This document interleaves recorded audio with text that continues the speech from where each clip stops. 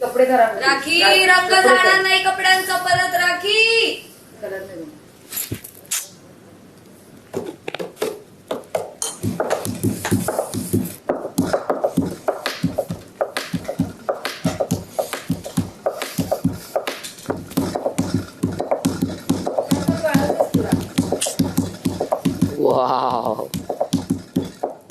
Big Boss Marathi season 6 Rakhi Vishal मध्ये ह्या सीझनचे सर्वात मोठे भांडण झाले, कारण की ती भांडणं फिजिकल होऊन मेंटली सुद्धा त्रास देत आहे.